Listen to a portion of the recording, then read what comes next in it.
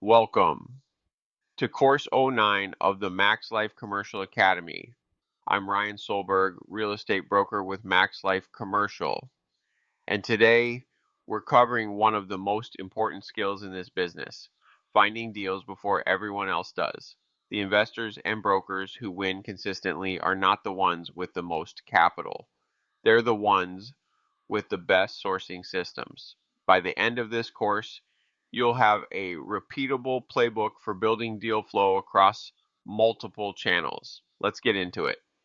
Here is the honest truth about where commercial deals actually originate, and the numbers will surprise most people who are new to this business.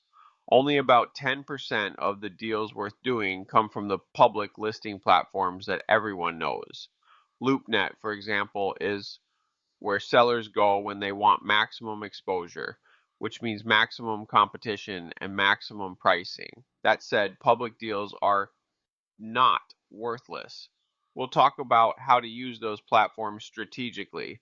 About 30% of real deal flow comes through the broker network.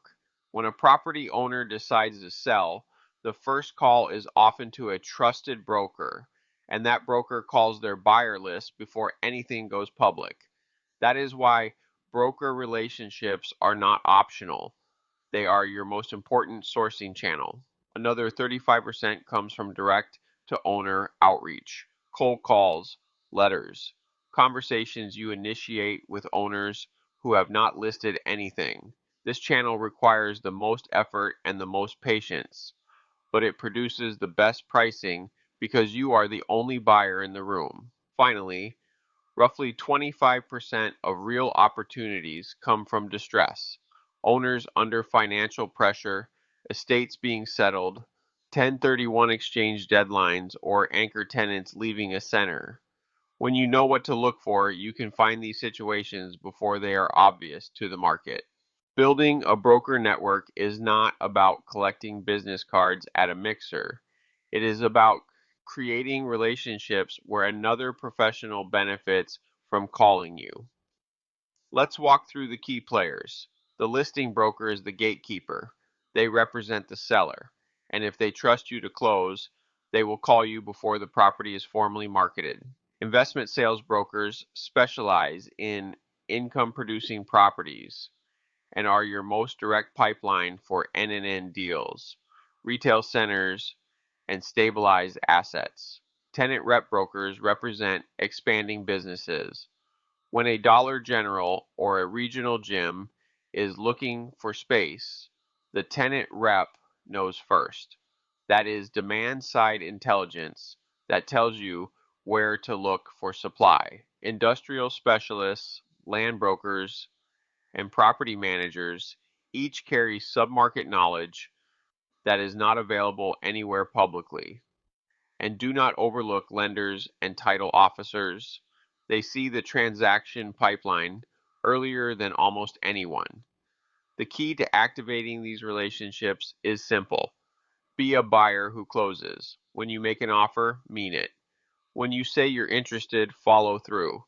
Brokers share deals with people who make them money and stop sharing with people who waste their time. Let's talk about the actual mechanics of a broker outreach call because most investors do this wrong. The number one mistake is calling a broker cold with no context and asking, "Hey, got anything good?" That is not a relationship. That is noise. Here is what works. Before you pick up the phone, spend 5 minutes on their firm's website and CoStar profile. Know what asset types they focus on, what submarkets they cover, and if possible, what they've closed recently. When you call, lead with your criteria. Tell them exactly what you buy, the asset type, your target geography, your price range, and roughly when you want to close. Then tell them how you close, whether that's cash, a 1031, a specific lender relationship, or an equity partner. That credibility matters immediately. Then ask the right question. What have you seen that hasn't gone to market yet? That question signals you're sophisticated and ready to move fast. After the call, if they send you anything, even something you pass on. Respond within 48 hours with specific feedback. Tell them why it didn't fit. That feedback loop is what turns a cold contact into a trusted buyer relationship. And when you close a deal, circle back and tell them. Brokers want to know who the real buyers are, and closing proof is the best marketing you have. Let's clear up how these platforms actually fit into a sourcing strategy. LoopNet is the public marketplace. Think of it like the MLS for commercial. It is heavily trafficked, which means deals are competitive, but it is not useless. The secret to LoopNet is not finding new listings, it's watching the old ones. When a property sits for 90, 120, 180 days, and the price gets reduced, the seller's psychology has shifted. That is your moment to engage. Crexi has grown into a serious platform with a large volume of active deals, especially in the Sun Belt. It also runs auctions, which can surface motivated sellers in a structured format. CoStar is the institutional layer. It is expensive, but it carries compy data, ownership records, and lease expiration data that the free platforms do not have. If you're serious about this business, CoStar Access is a line item worth budgeting. Reonomy is your direct-to-owner tool. You input property criteria, asset type, geography, ownership structure, equity position, and it surfaces owner names and contact information. That is how you move from I want to buy a strip center in Brevard County to having a list of 40 owner phone numbers to call next week. Used together, these platforms are an intelligent system, not just a listing board. Direct to owner outreach is where the highest quality deal flow lives, and it is the channel most investors skip because it requires patience. Let's break down exactly how to execute it. Start by building a list. Use Reonomy, CoStar, or your county property appraiser's public records to identify properties that match your criteria. Asset type, location, size range, and ideally owners who have held the property for 10 years or more. Long-term holders often have significant equity, sometimes no mortgage, and may be approaching a life event like retirement or estate planning that creates motivation to sell. Your cold call script does not need to be complicated. Introduce yourself, say you're a commercial real estate investor or broker focused on that specific area, and ask one simple question. Have you ever given any thought to selling or doing something with the property? Then stop talking. Listen. The goal of the first call is not to negotiate a deal. It is to determine whether there is any openness. Most people will say no. A few will say maybe. Some will say they've actually been thinking about it. Those conversations are gold. For direct mail, write one page. Reference the specific property by address. That shows you did your homework and you're not blasting a generic letter to 10,000 people. Keep your contact information prominent. Follow up by phone 2 weeks after the letter arrives. Then put them on a 60 to 90-day drip. The owner who says, not right now, may be your best deal 18 months from today. This channel only works if you are consistent. Distress does not always mean a foreclosure notice on the door. Most of the time, it is subtle. A situation in an owner's life or balance sheet that makes selling attractive right now, even if the property itself is fine. Let's walk through the 6 types you need to know. Loan maturity is one of the most common and most overlooked. Commercial loans typically mature every 5 to 10 years. When rates have risen or the property's income has dropped, refinancing may not pencil. The owner is suddenly motivated to sell rather than face a balloon payment they cannot service. Track CMBS maturity schedules. They are publicly available and give you a preview of pressure that is coming to specific assets. 1031 exchange deadlines create motivated buyers who will pay to close on time. When you see a large commercial sale in your market, that seller has a 45-day identification window, and a 180-day closing deadline. Be in front of the right properties before that clock runs out.